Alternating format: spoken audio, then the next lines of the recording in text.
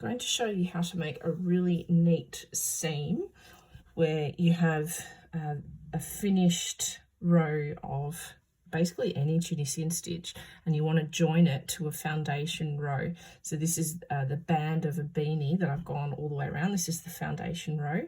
I've gone all the way around and this is where I want to join, and I want to do it as neatly as possible. Now I've done one on another beanie.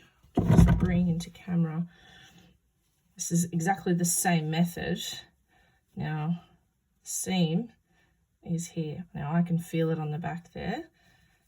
It's a little bit bumpy at the back. This is the foundation chain along here, but this seam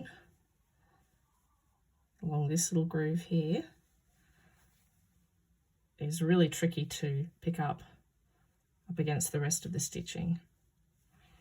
Now this method I have not made up myself. It is from this book here. It's a Japanese book, The Basic of Tunisian Crochet for Beginners. This technique is on the bottom of page 71, which I won't show just for copyright reasons, but if you have this book, and I do highly recommend it, this is where this technique comes from. Okay, so on this last row of Tunisian, it's a row of purl stitches, and all I've done is just tied that off at the end, and I've cut my yarn. I have a darning needle on it. Now the first step is to bring it up through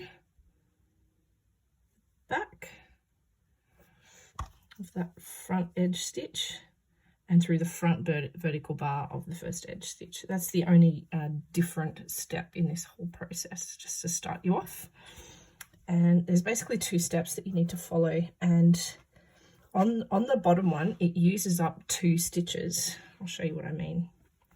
So the first stitch, I'm going to bring it through the front vertical bar of the first stitch, and on the second one I need to get my needle from left to right, so not right to left how I have it now, but left to right. So it's a little twist.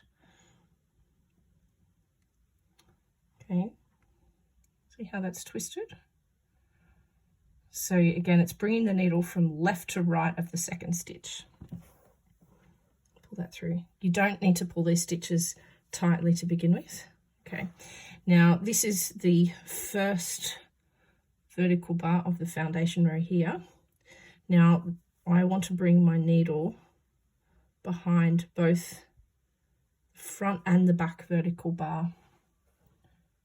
You see that there? There's 2 loops there. Okay, that's step 2. And that's it. We just repeat step 1 and step 2. But down here we are going through the stitch that was the second stitch in the first step. So this is the one that the needle went from left to right. Now we're going to bring it from right to left. So just the front vertical bar, and then the twisting motion on the next vertical bar to bring the needle from left to right. I'm not even going to try to explain why it's important to do that. It's just that if you don't do it that way, you don't get the nice seamless effect. Again, there's my front and back vertical bars of the next stitch. Okay, now we repeat all the way along, so I'll keep doing that so that you can see the process several times. Again, I'm just repeating the same 2 steps. You just want to make sure that you actually get above the chain up here. There's a few times where I have put it in the wrong spot and it just doesn't look right. So there's no need to rush. I only have 10 stitches to join on this one.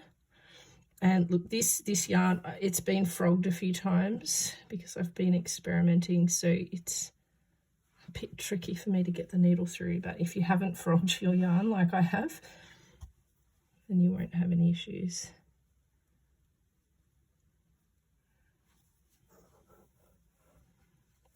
If you want, you can give it a little bit of a pull at any point to see how it's looking.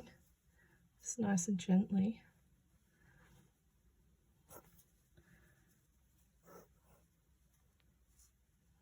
Yeah. can feel that pulling now. That's it there. Okay, so I'm up to here.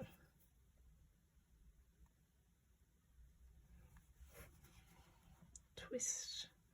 Sometimes if you're struggling to find it, just pull it up with your needle before you do that twisting to get it from left to right.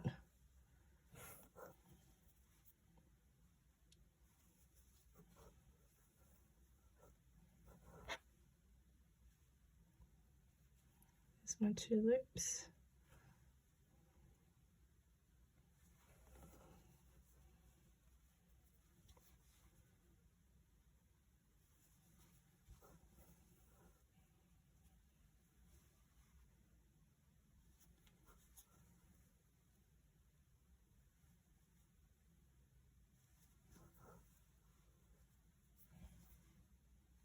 That book that I showed you, by the way, it's titled For Beginners.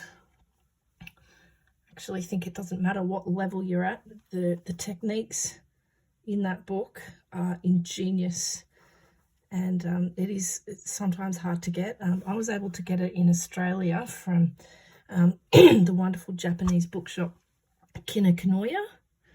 I hope I'm pronouncing that correctly. Apologise if I haven't.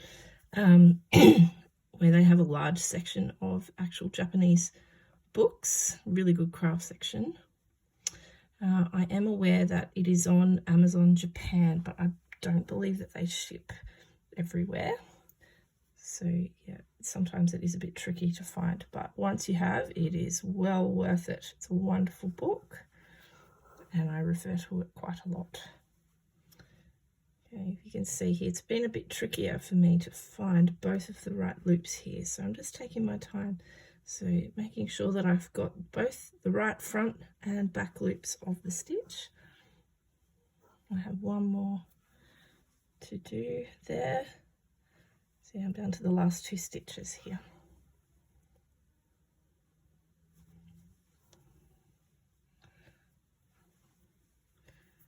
And the last stitch. Here it is, just take your time, no need to rush. Okay, and I'm just going to bring it through the front loop of the very last stitch down the bottom just to bring it down. Okay, so it's kind of like it's a bit like a zipper, I think. It sort of brings those stitches in like a zipper. I don't know if it has an actual proper name. Like, see, now that I've pulled those loops in, and you can adjust them, like if you pull it in too tight like that, you can pull it out a little bit more to get it right. Okay, so I can feel the chains under my finger. Here they are. So I have my finger underneath those chains, so it's in here.